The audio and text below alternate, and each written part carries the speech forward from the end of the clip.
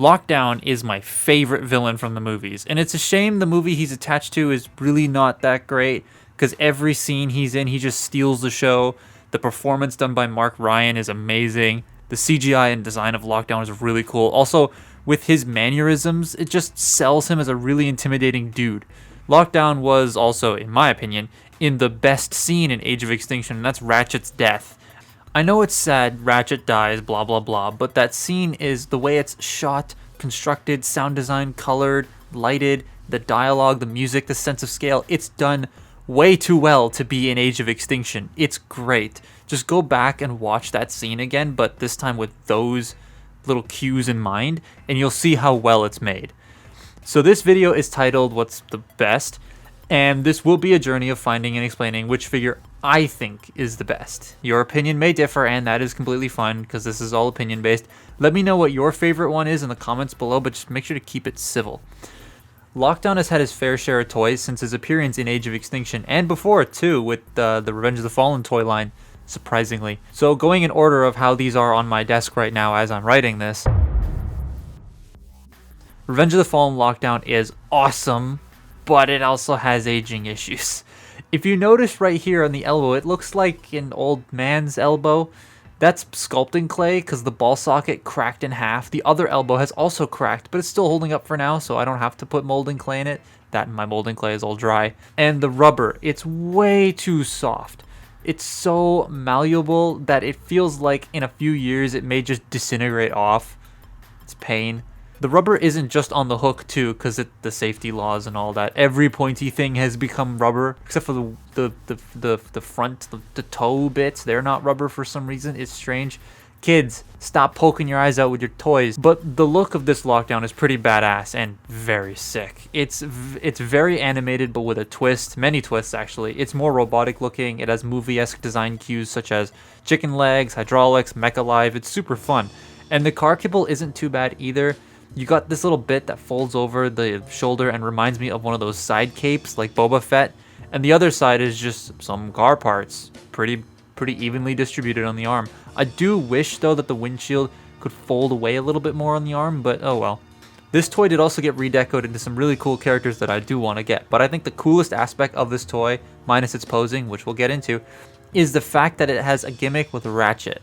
In animated, Lockdown and Ratchet had a beef with each other. Lockdown stole his EMP gun, and there was a story arc behind all that. It was cool.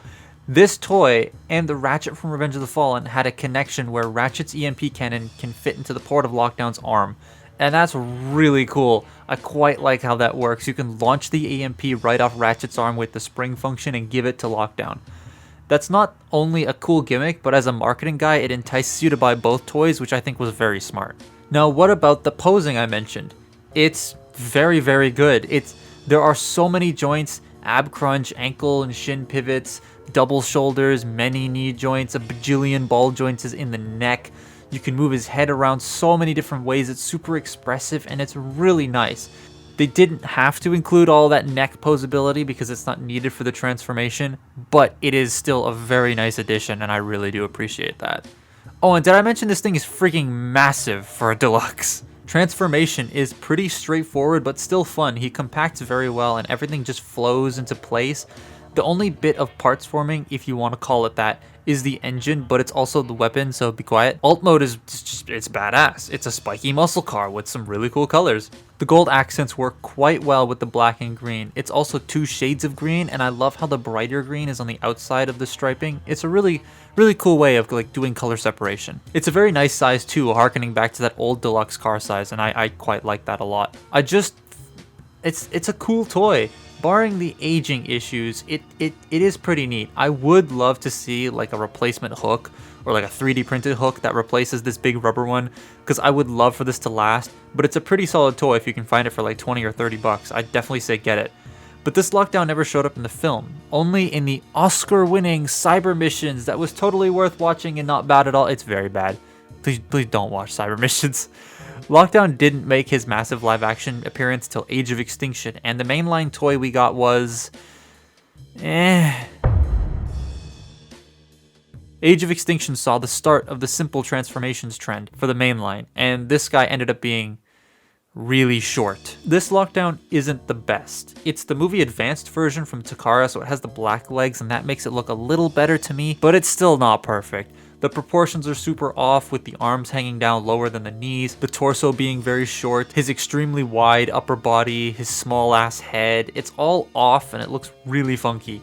He also has a Decepticon symbol, so kids can see that he's a bad guy, I guess. I mean, if you watch the film, you know exactly who he is. The paintwork on this one ain't too bad, but it could have been a lot better. I do like the silver and gold on the legs, although it does look a bit sloppy. The arms are also very flat because they become the doors and the lower chest looks strange. It's a strange robot. Did I mention it was short too? For the time, it was pretty short. Like, there are shorter deluxes now, but for the time, it was really short. And I remember people complaining about how small the toy was back in 2014. I'm just not a fan of how off it looks. Like, that whole aspect of it just doesn't look great. Even the posing falls short. It has all the standard points, but it's just not imaginative. And my copy has incredibly loose hips too, so he falls over all the time. And they're designed to stick together, so you move one hip and the other just moves forward. It's really weird.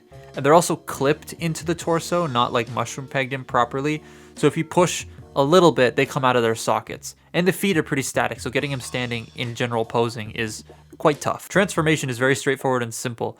It doesn't do anything super interesting apart from the entire torso 360 at the neck, but it fits and compacts together quite nicely, resulting in a brown car. Why is it brown? It was gunmetal gray in the film. I really hate this color, and the blue they used for the windshield just doesn't help either. I get they did that to add a splash of color, but it's such a weird combo. He also doesn't have any windows on the side, and I find that to be a very odd choice. I'm just not a huge fan of this car in general, which is a shame because I love the Aventador. I do like how during the conversion of this particular redeco, the robot seems to change color from mainly black to this brown car. Why is it brown? Why is it the color of me? It's such a weird choice. It's also a very small car, especially for the time. It was pretty tiny, but I do like how it compacts. And to me, it's a pretty good fidget toy because I fidget a lot. So I do like messing with it, but overall, it's just okay. Whether you get the movie the best, movie advanced, or the normal version, it's just all okay. Not the best figure in the world, but it's definitely far from the worst. Like, we've got much worse figures. But This toy. Alright, so this might be a bit of a hot take, but I much prefer this robot mode's look over unique toys. It's the proportions and the emphasis on the detail. There are much more pronounced details and less flat on this toy. Yeah, it has a turtle backpack and it can be a bit annoying, but the sculpt on the front of the toy is very good looking. But that sculpt does present some issues. It bangs into a lot of the figure when you go to move things around, and it inhibits a lot of the posing. Everything just kind of clashes together, and it makes him getting into dynamic poses pretty difficult. But if you can get the right angles standing there, he looks pretty intimidating. But my biggest issue with this toy is its accessories. He comes with his hook and his blade, which is great, but he doesn't come with gun face. Hook and gun face, that would have been the perfect accessories. But granted, the gun face is only used like twice in the movie. It was Lockdown's most iconic weapon, and this toy just didn't come with that. Neither did the redeco, which I was really disappointed about. I'm glad it has the hook, because it's such an iconic weapon, but gun face, come on. Posing on it is pretty basic. As I said, the sculpt does really get in the way, and the bicep swivels, they are clear, and while I haven't had any issues, the wiki does state that they do break pretty easily, so make sure you're careful when you're rotating those. But I also wish he had ankle pivots, because that way he could stand in like some of the dynamic poses a lot better, but he doesn't have those, unfortunately. Transformation on Lockdown is actually pretty easy. The tabbing on the arms can be a little bit annoying, like it's a little finicky getting the turtle shell around the arms, and it transforms very similarly to Crosshairs, especially in the legs, but it's a pretty simple conversion. It just doesn't really do anything interesting. Car mode is much better than the Age of Extinction Deluxe. It's the right color, it's the right size, it's the right everything. I much prefer this over the 2014 toy. It's so much cleaner of an alt mode. There's not much else to say about the Aventador look that I haven't already said, because it's the same kind of car as the previous toy, but it is a clear winner in my book. But on to the part that's going to make me sound a bit weird. Peru Kill is a weird one because you have to bear in mind this was Unique Toys' first movie bought after doing a bunch of G1 stuff like Sandstorm, and I really want their Sandstorm. This is also a knockoff, so bear that in mind as well. At the time, this thing was an awesome figure, but after seeing what Unique Toys can do now, I would love to see a 2.0 of this, because this has aged quite a bit when you look at it next to their other offerings, or even the CGI model. Like, it's a really neat figure, but the proportions are off. He's too lanky, the torso's off, it's too chunky. The feet are very, like, clunky. That wasn't meant to rhyme. The feet are also too square. He's missing his collar. His back panel, it's way too flat. The legs, like, the shaping of them is weird. They kind of bow inwards, and there's a lot of proportional problems I have with it. And I know this will bug some people, so it's worth pointing out, but the gap sections here, it doesn't bug me, but they are there, and they are prominent, so that's another thing you have to consider. I do really like how the missiles can be angled and posed however you want. I do wish they could go so far as to be mounted on top of the shoulders and fire like they did in the film. Like, the look's fine and all, but you put him next to the CGI model and it's just, If you don't attach it to the movie design, then it's a great toy, but as it is, I'm not the biggest fan of it. The head too, it's alright, but there feels like there's too much forehead. Like, he's got a 6 head. And the light piping's great, but it only works when the face is off. I really wish they'd put like a little green channel in the back of the head to allow light to pass through to hit the eyes. But oh well. The accessories though are great. You get a new face that I love more than the default one. The seed, alright then. The hook, which, yes please. This thing is awesome and it makes him look even more badass. And if you got Challenger like I did, you can get a sword for him as well, which is also really cool. The color doesn't match this particular version because this one's a lighter gray, but oh well. But the coolest accessories are the dogs. You get 2 of them, and one of mine has 2 right knees. Nice, but I'm not mad. This whole thing costs $50, so who cares? And you also get Gunface. Thank you. Take that, Studio Series. You just clip it over the head, and it's a very good looking Gunface. I love it. I do wish it could fire, but that's asking for a little too much. It looks really cool. They got the sniper rifle down to a T on his face. It just looks very impressive. Like, I really like the toy, but in the context of movie accuracy, it doesn't look the greatest. Cut in right here, the articulation segment and the transformation segments of footage both got corrupted, and I'm way too tired to try and film them again. So I'll just explain to you that the articulation is pretty good. The knees need more range. The waist, it just blocks itself when you move the legs forward. And the lower legs like to untab a lot. And the head is pretty expressive. The transformation is very clever in the way everything flips around, but it can get a little annoying to tab the thing into the car because this particular version's thighs like to pop off when you're trying to do that. So that's annoying. So the car you end up with, it's alright. It's quite a boxy car, and it doesn't really scale with any of the other MPM toys from Hasbro or Unique Toys. It looks cool, but the front end is just too wide. It's too, the weird flip-up thing just kind of ruins it.